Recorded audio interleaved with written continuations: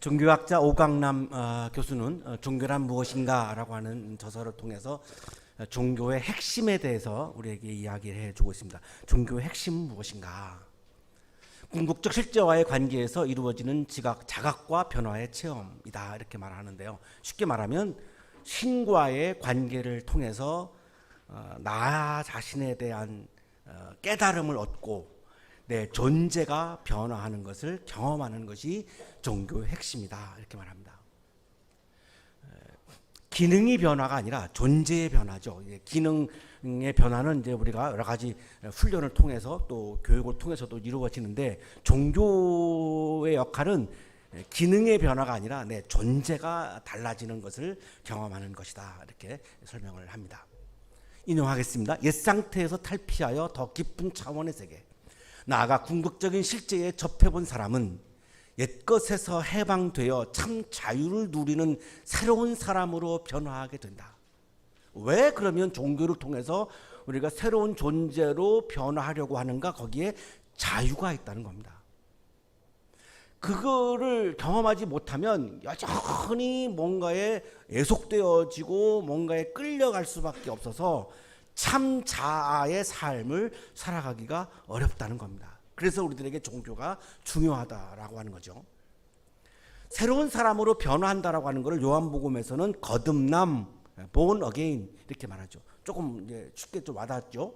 바울 서신에서는 새로운 피조물, new creation.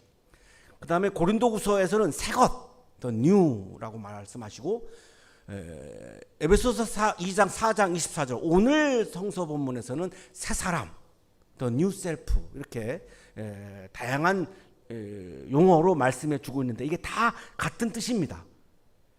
결국 종교가 추구하는 것은 이거라는 거죠. 거듭나는 것, 새로운 피조물이 되는 것, 새 것이 되는 것, 새 사람이 되는 것, 이것이 종교의 핵심이다라는 거예요.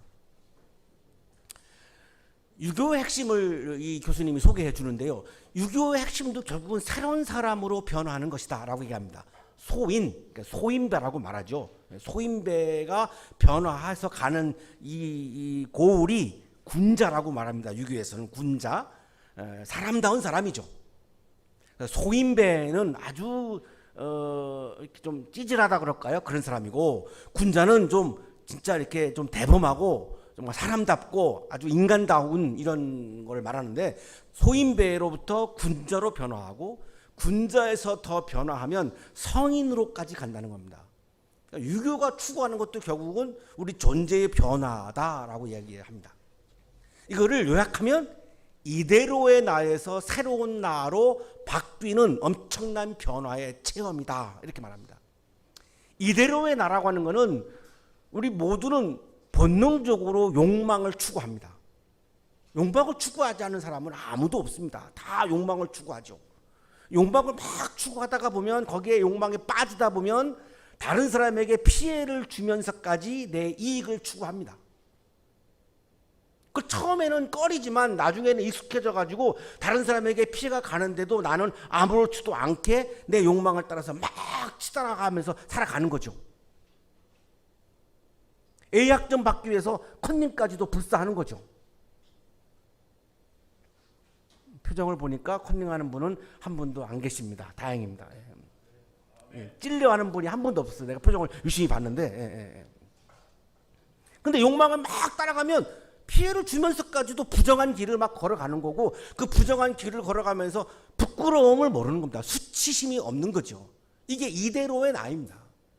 새로운 나는 내가 손해를 보더라도 올바른 길을 걸어가는 겁니다. 정의로운 길을 걸어가는 거고, 진리의 길을 걸어가는 거고, 이게 더 승호하면 사랑을 실천하는 길로 걸어가는 겁니다. 욕망을 따라가는 길과 사랑을 실천하는 길은 완전히 다른 길인데, 우리가 쉽게 욕망을 따라가다 보면 사랑에 실천하는 길을 걸어갈 수가 없습니다. 불가능합니다. 이게 새로운 나입니다.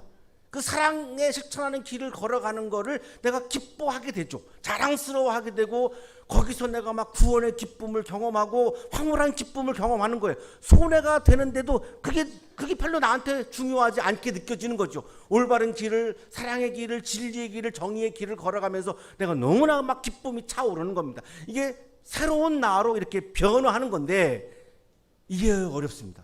인간이기 때문에 어려운 거죠. 그래서 종교가 존재한다는 겁니다. 종교가 이거를 도와준다는 거죠. 이것은 우리의 전 존재를 뒤흔들고 뒤바꾸는 체험이다. 기능이 바뀐 것이 아니고 존재가 바뀌었다는 겁니다. 루돌프 오토가 말한 대로 정말 떨리고도 끌리는 신비의 체험이다. 채플 시간에 한번 루돌프 오토를 소개해 드린 적이 있었는데요. 루돌프 오토는 독일의 철학자이면서 신학자인데 하나님을 경험하는 거를 이번에 얘기하는데 두려운 신비, 매혹적인 신비 두 가지로 얘기합니다. 내가 하나님을 지금 체험하는 건가 이걸 알아보려면 하나님 앞에서 내가 두려워하는 마음이 있는가, 그러면서도 막 매혹당하는 끌리는 마음이 있는가, 이거를 보라는 거예요. 이거를 빌립보서 2장 12절인 것 같은데요. 빌립보서 2장 12절에 사도 바울이 두려움과 떨림이라고 얘기합니다. 두려운 마음, 떨리는 마음이 동시에 찾아온다는 거죠. 이거를 시르케고르는 공포와 전율이라고 표현한 겁니다. 이거를 지금 오강남 교수님도 떨리고도 끌리는 신비의 체험이다 이렇게 지금 표현하고 있습니다. 그때 내 전 존재가 변화하는 것을 경험한다는 거죠. 하나님 앞에서 내가 두려워하기 때문에 내가 하나님을 따라갈 수밖에 없어요. 꼼짝 못하는 거니까요. 두려우니까 내가 멀리하고 싶어 해야 되는 건데 아니 막 끌리는 겁니다. 매혹당하는 겁니다. 그러는 과정에서 내 존재가 완전히 뒤흔들려가지고 뒤바뀌는 것을 우리는 경험하게 된다는 겁니다. 자, 이러한 오광남 교수가 말씀하시는 이 변화의 용어를 현대 용어로 바꾸면 비본래적인 실존에서 본래적인 실존으로, 하이데거라고 하는 철학자가 표현한 겁니다. 비본래적인 실존. 세상이 요구하는 거를 내가 따라가는 거예요. 세상이 나한테 요구하는 게 네가 부정하더라도 이익을 추구해야지, 살아남으려면 그래야지, 무슨 한가하게 무슨 정의를 추구해, 진리를 추구해, 사랑의 길을 걸어가? 그런 게 어딨어. 내가 살아남아야 되는데 조금 부정해도 괜찮아. 막 이렇게 세상이 나에게 요구하는 내 자아가 있는 거죠. 다 S 회사 들어가야 돼. 막 이런 세상이 나한테 요구하는 게 있죠. 그거는 비본래적인 실존이라고 말하는 거고, 본래적인 실존은 고유한 내가 좋아하고 내가 올바르다고 생각하고 고유한 내가 걸어가야 된다고 생각하는 내가 있다는 거죠. 이거를 찾으라는 거예요. 찌들고 병든 삶에서 건강하고 풍성한 삶으로, 위축된 삶으로부터 당당한 삶으로. 중간고사 끝나고 나면 여러분 위축될 가능성이 많죠? 왜냐하면 여러분 고등학교 다닐 때는 다 1%잖아요. 1%. 근데 여기는 오면 다 1%만 갖고 와 있단 말이에요. 다 여기는. 그러니 1% 나오기가 거의 불가능하다고 봐야 돼요. 마음 각오를 미리 하시라고. 그냥 내려놔. 여기 다 1%만 와 있는데 어떻게 1%가 나와요? 그게 막 적응이 안 될 거예요. 이제 중간고사 끝나고 나면. 내가 고등학교 때는 내가 탑이었는데 여기 뭐야 이거 뭐야 이런 데가 있지? 이래서 그냥 막 학업에 대한 의욕도 막 다 잃어버리고 뭐 막 자퇴한다고 이러고 막 나온다니까요. 예. 다 내려놔요. 여기 다 1%만 있는데 그게 어떻게 가능해요? 안 된다니까요. 위축되지 말라고. 예. 아멘. 잘했어요. 예. 예. 제일 걱정했던 사람이야, 이 사람이. 예. 예. 위축되지 말고 또 해. 그래가지고 기말 때 또 더 잘하면 되잖아요. 예. 기말 때 안 됐어? 다 2학년 때 또 하면 되지. 예. 뭐가 문제예요? 졸업할 때까지 안 됐어? 괜찮아. 그래도 살아요. 예. 괜찮아요. 그게 다가 아니기 때문에 그래요.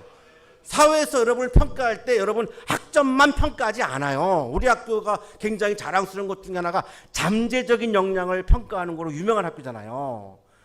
직장도 사회도 마찬가지예요. 여러분 잠재 역량을 다 들여다봐요. 걱정하지 마요. 그러나 최선을 다하긴 해야죠. 했는데도 안 된다. 꼭 해서 위축되지 말고 당당해지라니까요. 한양대학교 다니는 것만으로도 당당해도 충분합니다. 그것만으로도. 자신을 비하하는 사람으로부터 자신에 대해 감사하는 사람으로 환원하는 겁니다. 1%가 안 나왔다고 자신을 비하하지 말고 감사하라고. 그래도 내가 한양대에서 내가 공부하고 있어. 학교과 전바라고 그래. 전바. 그거 입고 다녀요. 길거리 다닐 때 막 입고 다녀. 그럼 막 따라와. 예. 내 자신에 대해서 감사하는 사람으로 환원하는, 이걸 말하는 거예요. 이렇게 내 존재가 바뀌는 거예요. 바이올린 연주 기능이 바뀌는 걸 말하는 게 아니라 내 존재가 바뀌는 거예요. 예수님도 이거를 체험했습니다. 요단강에서 세례를 받으실 때 너는 내 사랑하는 아들이야. 요셉의 아들이 하나님의 아들로 변화하는 체험을 합니다. 이게 종교의 핵심이라고 말하는 겁니다. 왕락 교수는 이게 종교의 진수라고 말해요. 이게 없으면 종교가 필요 없다는 거예요. 교육도 마찬가지죠. 교육도 변화를 위해서 교육이 있는 건데 종교의 핵심과 종교의 진수도 이런 변화입니다. 사도 바울도 기독교인을 핍박하던 사람이었는데 다메섹 도상에서 부활한 예수님을 만나죠. 존재가 변화해서 부활을 증거하는 사람으로, 유럽에까지 목숨 걸고 가서 복음을 전하는 사람으로 완전히 바뀝니다. 바울도 이걸 체험한 거예요. 종교 체험이죠. 오순절 다락방에서 120명이 경험했던 경험. 유명한 사람들이죠. 어거스틴, 토마스, 아퀴나스, 파스칼, 루터, 어마어마한 세계사를 바꾸는 사람들입니다. 다 이들은 이런 종교 체험을 한 사람들입니다. 이게 바로 종교를 체험하는 거, 새로운 존재로 변화하는 것을 체험하는 거, 이게 종교의 진수이고 종교의 핵심이다라고 오광남 교수가 강조하는 겁니다. 자, 우리가 지금 채플의 자리에 왜 왔습니까? 중간고사 기간인데 두 부류로 생각해 볼 수도 있죠. 완벽하게 준비가 다 되어 있거나 하다가 안 돼서 포기했거나 이렇게 볼 수도 있지만 그게 아니죠. 이 자리가 중요하기 때문에 온 거죠. 왜 이 자리가 중요하냐? 새로운 존재로 내가 변화하는 것은 채플의 자리에서 가능하기 때문입니다. 종교의 영역에서 가능하기 때문입니다. 그래서 채플이 존재하는 겁니다. 오늘의 성서 본문은 이 종교의 진수를 담고 있는 매우 중요한 말씀입니다. 아주 우리 기독교인들에게 너무너무 중요한 말씀입니다. 쉽지는 않은데 여기서 사도 바울은 옛사람, 아까 말씀드렸던 이대로의 나, 본능을 따라서 걸어가는 이대로의 나라부터 벗어나서 의롭고 거룩한 새사람, 새로운 존재, 뉴 비잉, 새로운 나, 새로운 존재, 새사람으로 변화하라고 우리들에게 말씀합니다. 이게 그리스도인의 본질이라는 거예요. 그러므로 나는 주님 안에서 간곡히 권고합니다. 이제부터 여러분은 이방 사람들이 허망한 생각으로 살아가는 것과 같이 살아가지 마십시오. 자, 새로운 사람을 대리해 주기 위해서 이방 사람을 사도 바울이 말씀해 주는데요. 예수를 안 믿었던 이 유럽 지역에 살았던 사람들 있죠. 다 그리스인들은 다 이게 이방신을 믿던 사람들이었잖아요. 이 이방 사람들을 말하는 건데 이 사람들은 허망한 생각으로 살아갔다. 그러니까 그 사람들처럼 살면 안 된다. 이제는 옛날에 하나님을 믿기 전에 그 모습으로 살아가면 안 된다. 그 이방 사람들의 모습의 대표적인 특징이 세 가지로 말씀하는데 영적 무지, 영적 죽음, 도덕적 타락과 방탕으로 말씀하는데 18절의 내용이 영적 무지예요. 영적 무지는 하나님을 모르는 걸 말하는 거예요. 여러분이 바이올린에 대해서 많이 알잖아요. 그죠? 끄떡끄떡. 발성에 대해서 잘 알잖아요. 그죠? 그런데 여기서 바울이 말씀하는 거는 그런 걸 말하는 게 아니라 하나님에 대해서 모르는 걸 말하는 거예요. 영적 무지. 그들은 자기들 속에 있는 무지와 자기들의 마음의 완고함 때문에 지각이 어두워지고 영적으로 하나님을 잘 몰라서 이런 말씀이죠. 그래서 마음이 무디어져 가지고 하나님에 대해서 마음을 열지도 못하고 하나님의 뜻이 뭔지도 자각하지 못하고 하나님이 존재하는지도 못하고 그러니까 하나님의 뜻과는 관계없이 그냥 자기가 좋은 대로 막 살아간다는 거죠. 자기 중심적으로 살아가고 그러다 보니까 하나님을 높이는 것을 모르니까 자기를 높이게 된다는 거예요. 자기를 높이게 되면 그 결과는 어떻게 되죠? 교만에까지 갑니다. 교만해지면 어떻게 되죠? 인생이 망가집니다. 반드시 교만한 사람은 인생이 망가지게 되어 있습니다.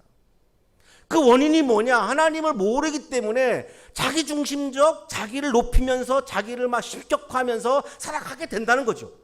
그래서 허망한 생각으로 사는 이방인들처럼 살지 말아라. 이렇게 지금 바울이 강조하는 거죠. 그렇게 영적으로 무지하니까, 하나님을 모르니까 어떻게 되죠? 하나님의 생명에서 떠나게 된다. 이걸 영적인 죽음이라고 말하는 거예요. 하나님으로부터 떨어져 나오니까 내가 영적으로 죽어 있어요. 하나님과의 아무런 관계를 맺지 못하니까 하나님과의 관계에서 내가 죽은 상태가 되는 거죠. 하나님의 생명에서 떠나 있습니다. 영적 죽음이 된다는 거죠.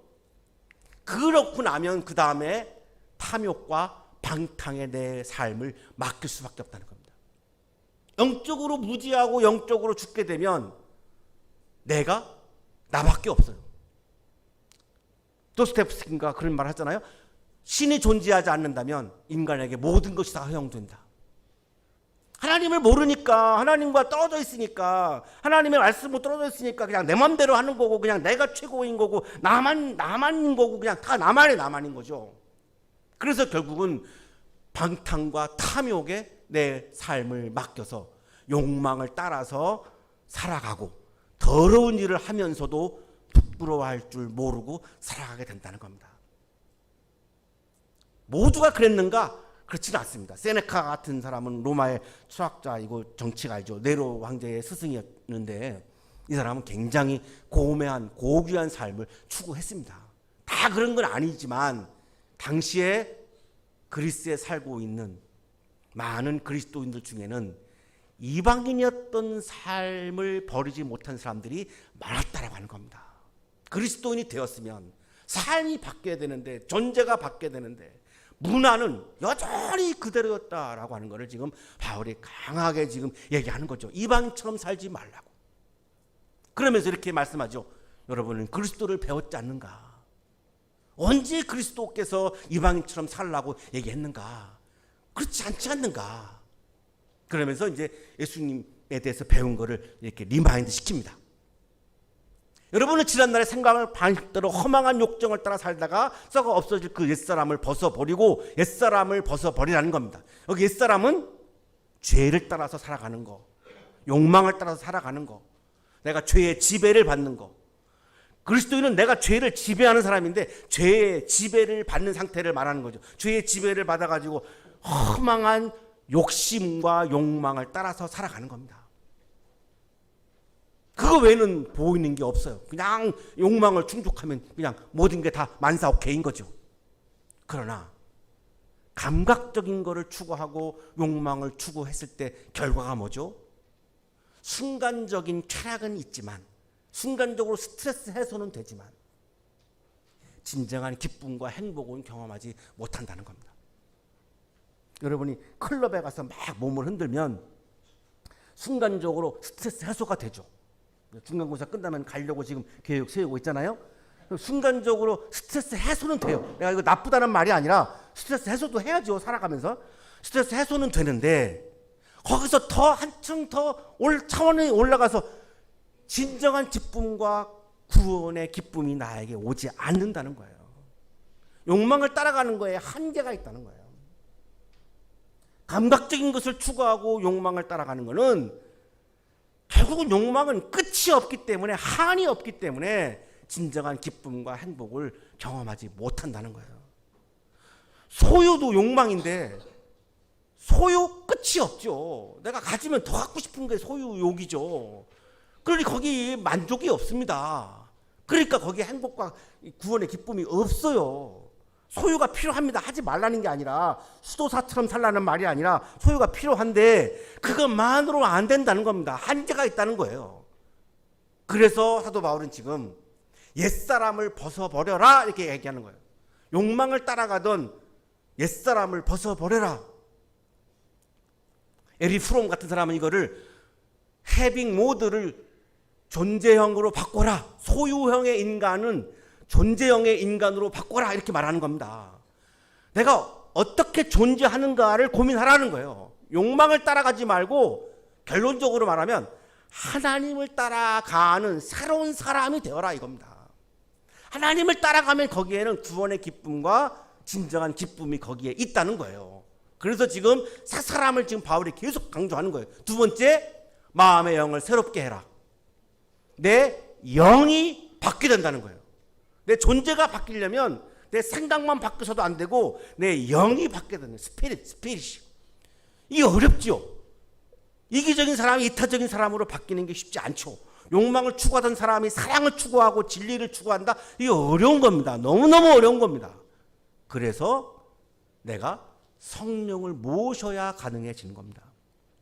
내 마음에 성령을 모시고 하나님의 말씀을 받아들이고 하나님의 영을 내 마음에 모셔야 가능한 일이지, 내 의지만으로는 이건 너무나 어려운 일입니다. 이게 어떻게 쉽겠습니까? 그리고 세 번째, 하나님의 형상을 따라 참 의로움과 참 거룩함으로 지으심을 받은 새 사람을 입으십시오. 세 번째인데, 직역하면 이렇습니다. 그리스도 성서를 직역하면 하나님을 따라 진리의 의로움과 거룩함으로 창조된 새 사람을 입으십시오. 의로움과 거룩함은 하나님의 속성이에요. 내가 의롭게 산다, 거룩하게 산다라고 하는 말은 하나님을 따라가는 것을 말해요. 욕망을 따라가는 사람은 의롭게 살 수가 없어요. 거룩하게 살 수가 없어요. 불가능해요. 하나님을 따라가는 사람만이 의롭게 살 수 있고 거룩하게 살 수 있어요. 내가 손해를 보더라도 정의의 길을 걸어간다? 이게 쉽지 않지만 그리스도인은 그렇게 해야 된다는 거예요. 그게 새 사람이고 거기에 진정한 기쁨이 있다는 거예요. 내가 이익을 위해서 내가 부정한 길을 걸어가면 순간적으로는 나에게 이익이 있을지 모르지만 한 시간도 안 돼서 내가 불안해지기 시작하고 그냥 막 번민에 사로잡히고 삶이 헝클어지고 힘들어진다는 거예요. 그러니 조금 손해를 보더라도 의로운 길을 걸어가야 한다는 거예요. 그게 새 사람이라는 거예요. 그것이 하나님을 따라가는 삶이라는 거예요. 세상 사람들은 다 욕망을 따라가죠. 자, 거룩하다라고 하는 건 뭐죠? 우리는 세상 사람들이 다 욕망을 따라가도 우리는 구별되어서, 거룩해져서 구별되어서 우리는 의로운 길을, 사랑의 길을, 진리의 길을, 참다운 길을 묵묵히 힘차게 소신을 갖고 뚜벅뚜벅 걸어가라는 거예요. 그렇게 걸어가다 보면 거기에 구원의 기쁨과 감격이 반드시 있다는 거예요. 그 변화가 종교의 진수다, 종교의 핵심이다라고 오학남 교수는 우리에게 얘기해 주는 겁니다. 여기 입는다라고 표현하고 있는데요. 입는다라고 하는 것은 신분을 상징하죠. 옷은 신분을 상징해요. 경찰들이 경찰관 복을 입으면 그게 경찰관이잖아요. 이 의복이 신분을 의미합니다. 제가 지금 여기 성직자 셔츠를 입었는데 이게 저의 신분을 그냥 상징하는 겁니다. 이게 무슨 권위의 표시가 아니고 그냥 내가 성직자니까 내가 조심해야 돼. 나는 성직자답게 살아야지. 나를 막 채찍질하는 겁니다. 이게 그런 의미예요. 이게 신분이에요, 신분. 근데 이게 동대문 시장 가면은 그냥 차이나 칼라하고 똑같습니다. 다르지 않아요. 예. 제가 로만 칼라를 안 입고 이거를 입는 거는 그냥 이거 동대문 시장에도 있는 옷이기 때문에 그래요. 예. 이게 차이나 칼라예요, 차이나 칼라. 그러나 저 자신에게는 이게 성직자 셔츠니까 나는 성직자지, 그렇지, 나는 성직자답게 살아야지, 나를 막 이렇게 책망하는 겁니다. 계속 옥죄는 거죠. 이게 내 신분을 의미하는 겁니다. 입는다. 그리스도인도 신분이에요. 그리스도인이라고 하는 내가 옷을 입었다라고 하는 말은 내 신분이 바뀌는 거예요. 이제는 어떻게 바뀝니까? 다 그동안은 내가 욕망을 따라 살아갔는데 이제는 하나님을 따라서 사는 사람으로 내 신분이 바뀌는 겁니다. 하나님을 따라간다라고 하는 말은 거룩함과 의로움을 따라서 간다는 거죠. 새로운 신분은 새로운 삶을 요구합니다. 우리 여러분들은 지금 작년에 고등학생 신분이었잖아요. 지금은 대학생 신분이잖아요. 그러면 새로운 삶을 요구해요. 고등학생 신분 때는 담임 선생님이 다 해주던 거를 대학생 신분이 되어서는 이제 본인이 해야 됩니다. 담임 선생님이 없어요. 이게 바뀐 거예요. 이거 빨리 적응해야 되죠. 새로운 삶을 살아야 돼요. 고등학교 신분 때는 수업 시간표가 다 내려오잖아요. 대학생 신분이 되면 시간표를 여러 번이 짜야 됩니다. 이거 잘 짜는 거를 또 잘 모르죠. 안 해봐서 모르잖아요. 에브리타임에 들어가면 좋은 강의가 막 소개되잖아요. 그거 잘 보고. 내가 짜야 되잖아요. 새로운 신분이 바뀌면 삶이 바뀌어야 되는 겁니다. 내가 그리스도인이 되었으면 이제는 삶이 바뀌어야 되는 거예요. 이익을 추구하다는 거를, 욕망을 추구하다는 거를 이제는 하나님을 추구하는 사람으로, 의로움을 추구하는 사람으로, 거룩함을 추구하는 사람으로 바뀌어야 되는 거죠. 옛사람, 헛된 욕망을 따라 살아가는 사람으로부터 새 사람, 하나님을 따라서 진리의 의로움과 거룩함으로 살아가는 사람으로 내가 바뀌어야 하는 거죠. 그 변화를 위해서 우리가 이 채플의 자리에 오는 겁니다. 왜? 거기에 진정한 기쁨과 구원이 있기 때문에, 우리가 그거를 경험하기 위해서. 그래서 이 자리에 오는 겁니다. 선거대도 하는 거고, 현악기 연주도 하는 거고, 저도 설교도 하는 겁니다. 사랑하는 한양 가족 여러분, 옛사람에서 새사람으로의 변화, 이거를 채플의 자리에서 반드시 경험하셔서 중간고사 끝나고 나면 다시 또 이 자리에 열심히 나오셔서 이 자리에서 말씀을 통해서 옛 자아가 새로운 자아로 바뀌는 변화를 경험하셔서 아름답고 멋진 영성과 지성이 충만한 여러분의 삶이 되시기를 간절히 축원합니다. 거룩하신 주님, 분주하게 살다가 나도 모르게 옛사람의 모습으로, 이방인의 모습으로 욕망을 따라서 살아갔던 삶을 고백합니다. 우리를 긍휼히 여겨주시고 불쌍히 여겨주시고 우리의 영을 새롭게 해주시고 우리의 마음에 성령을 가득가득 채워주셔서 하나님을 따라 살아가는 사람으로, 진리의 의로움과 거룩함을 따라 살아가는 사람으로 변화하는 놀라운 은혜의 경험을, 은혜의 체험을 이 채플의 자리에서 할 수 있도록 은혜를 부어 주시옵소서. 예수 그리스도의 이름으로 기도하옵나이다.